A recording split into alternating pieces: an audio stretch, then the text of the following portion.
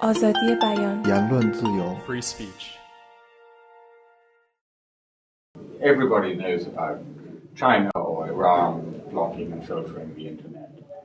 What most people don't realize is how much democratic governments actually block and filter. Could you give us some illustration of that? Which areas does, for example, the British or American government block and filter much more than we know?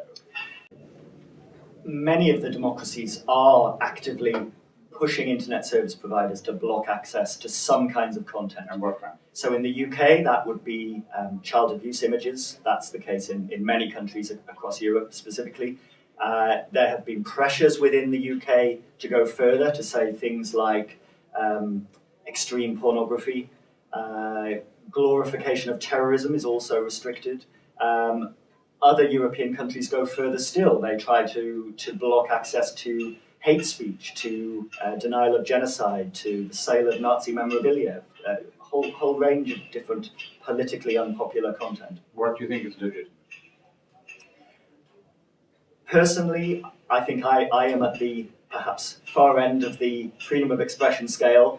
I think the internet as a technology has been such an incredible boon to freedom of expression.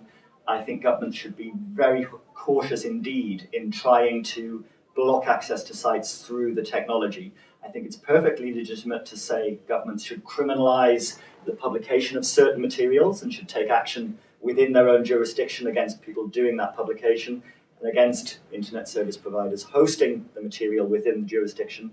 But I think to be putting pressure either through laws or through behind the scenes discussions on internet service providers to block content really cannot be justified, full stop.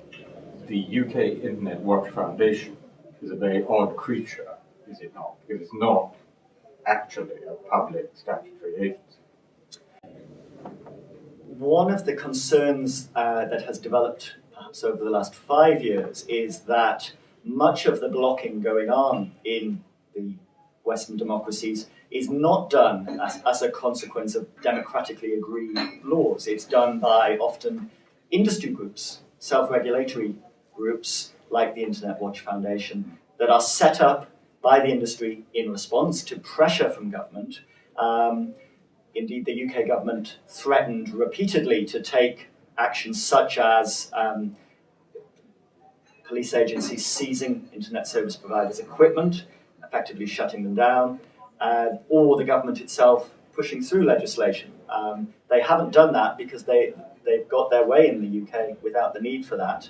The Home Office Minister responsible a few years ago said, well, we've got effectively 98% filtering in the UK retail market, that's good enough for us. I do see that as problematic because it meant we haven't had the public open debate that would go on if there was legislation. And actually when that has happened in the European Parliament, much more recently, where the European Commission was proposing blocking across Europe, ultimately the Parliament voted against mandatory blocking.